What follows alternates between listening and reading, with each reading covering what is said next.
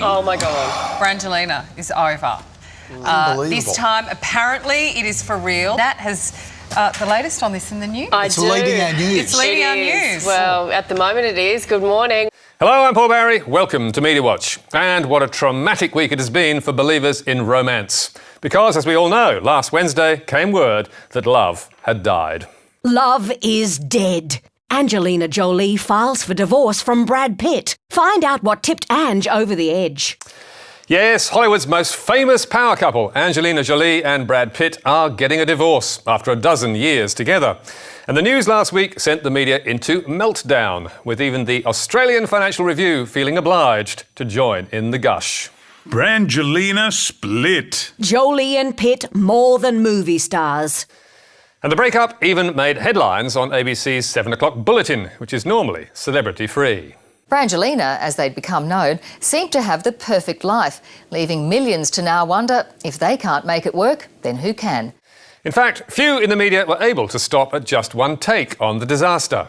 In the 24 hours after the news broke, we counted 15 headlines in the Sydney Morning Herald and The Age, a rather more impressive 34 on Australia's most popular commercial news site, news.com.au, and a remarkable 46 stories, yes, 46, in the Daily Mail, where it was really quite difficult to find anything else.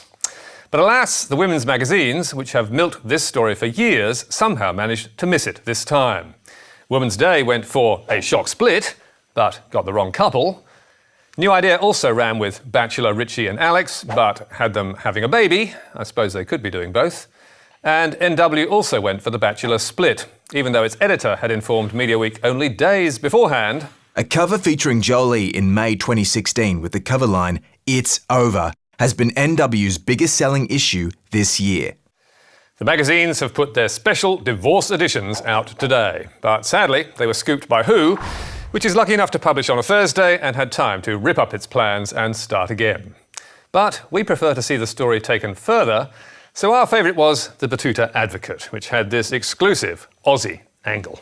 Angelina Jolie spotted with new Aussie toy boy, former spin bowler Shane Warne. It is not known how long Shangelina will last, with many close to Jolie terrified that she might experience heartbreak in the near future as the king of spin gets to know Hollywood.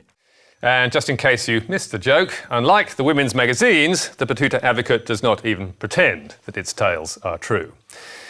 Which kind of leads us into our next story, where truth, prejudice and misplaced bravado got mashed up into a nasty and dangerous cocktail. We begin with Australia's new generation of dole bludgers, known as NEETs. They're aged between 15 and 29 and not in employment, education or training. 11 days ago, on the morning that a current affairs story went to air, the front page of Sydney's Daily Telegraph had invited us all to Meet the new breed of bludger. Young, able and unwilling to work. Inside, on page 7, the paper had a second big picture of the two girls it had splashed on the cover, and an invitation this time to Meet the NEETs. They're young, selfish and happily jobless. The NEETs in question, who surely had no idea when talking to the telly that they were to be publicly shamed, were Amy, 17, and Ashley, 21, from Mount Druitt in Sydney's west, who, we were told, would rather spend their days chilling at Macca's and taking their old Holden Barina on off-road tracks than look for a job. So how did this pair get put in the stocks like this? Well, bludgers are a favourite telly target, and with welfare reform on the agenda, it was an ideal time to take aim. So it sent reporter Jack Horton, seen here on his Facebook page, down to Mount Druitt Centrelink to go hunting. And he apparently struck lucky, as you can see from this video. I tell them that I don't want to work to die. I'd rather not work, be a bum, spend time with family and friends. Just live life to the fullest. If you get a job, good on you. If you don't even be upset about it. The telly reported that the younger girl, Amy, had been kicked out of college, was unable to hold down a job, and had told the paper she also didn't want to work. They pay you nothing, so why would I rock up? I call in sick when I'm over it and then they just get rid of me. That morning, the two girls made it onto 7's Sunrise and 9's Today Extra. And that evening, they were also on 7's 6 o'clock news and 9's A Current Affair. But that was just the start of it, because next day the telly came back with another damning two-page spread that bashed them again. Fast food job rejection. The two girls who have become the faces of the new breed of young Australian dole bludgers were both offered jobs at their favourite hangout McDonald's yesterday, but turned it down. The paper was now branding them Zeros and career welfare scabs.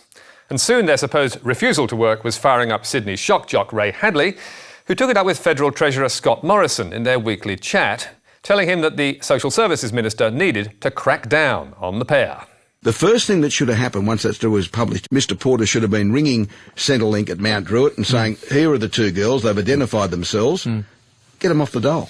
Yeah, get them off whatever they're on, stop it tomorrow. Because I guarantee today those same two girls are still drawing money on the public purse. Well, leave it with me, I'll have a chat to Christian. OK, thanks for your time. Thanks, Ray.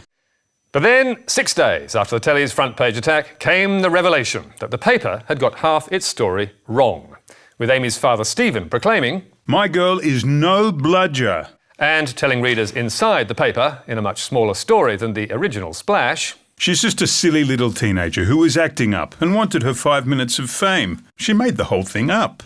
Even more to the point, Amy's dad told the telly that she was still in year 12, and that she wasn't claiming Centrelink.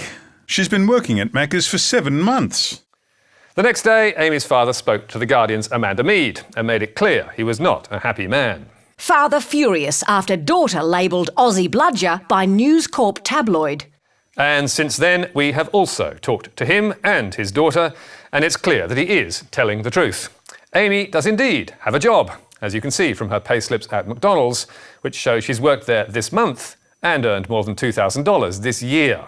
Not much, you may say, but she's only working part-time because she is still at school at Mount Druitt's Loyola Senior High, who told MediaWatch, Amy certainly is enrolled and has completed Year 12, and she'll receive her HSC and equivalent qualification. She was on leave when the story ran. So, Amy is not a NEET at all. She is in employment and in education, and she's enrolled for training at TAFE next year, according to her father, who says she actually made this clear to The Telegraph. And indeed, the telly's own video shows her talking about her job at McDonald's, even if she did lie about the pay rate. $5 an hour I'm on at Macca's. So you prefer to go on this and do that, I guess? Yeah, kind of, because I help pay for my house and stuff because I don't have a home. I don't get much getting $5 an hour. Not surprisingly, her father is furious at the Telegraph's beat-up and the barrage of hatred it has unleashed. I have a thick skin, but the backlash against me and my family has been too much. My son's had to leave school because he's getting picked on. Amy doesn't want to go out. She's scared she'll be recognised. It's just unbelievable. She's a 17-year-old kid starting out in life, and this whole story will follow her.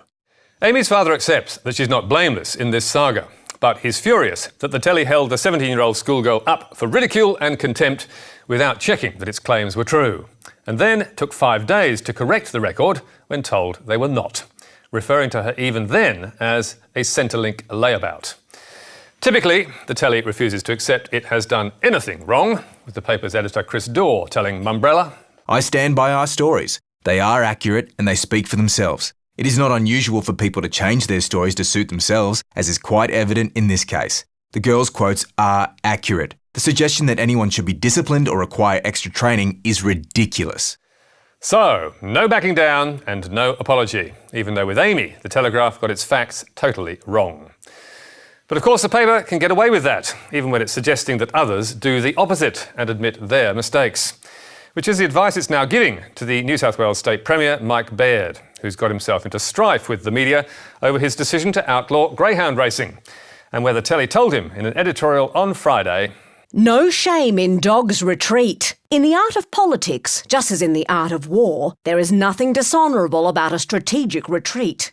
Ever since Mike Baird announced the controversial ban on greyhound racing, powerful media voices like The Telegraph and 2GB's Ray Hadley have been channeling community anger and pressing the Premier to back down. And no one has been turning the thumbscrew harder than the king of Sydney radio, Alan Jones. You see, megalomaniacs believe that because it's their view, that it's the right view. Because it's the Premier's decision, it's the right decision. No, Mr. Baird, other people have views. And because you say it's the right decision, it doesn't mean it's right. For the last month since the ban was announced, Jones has barely drawn breath in berating Baird, although last week he was nearly lost for words. there is nothing you can say. Just unbelievable.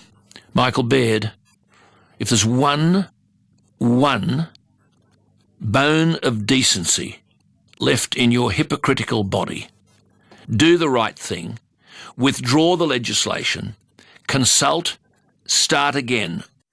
As is often the case, Jones's attacks have also themselves made news. 2GB radio host Alan Jones slams New South Wales Premier as Kim Jong-Baird. And all that media pressure, plus the threat of losing votes, appears to have got the Premier rattled, with this awkward confrontation with a greyhound trainer doing the rounds on social media last week. I'm a greyhound trainer. Yeah. Obviously I'm happy to talk, mate, but I don't... I just want to talk, yeah. No, but I'm happy to... I don't want the video. Is it illegal to film? It's not illegal to film. So then why are we being stood over and not allowed to film? He's a police officer and it's not illegal and he's telling me...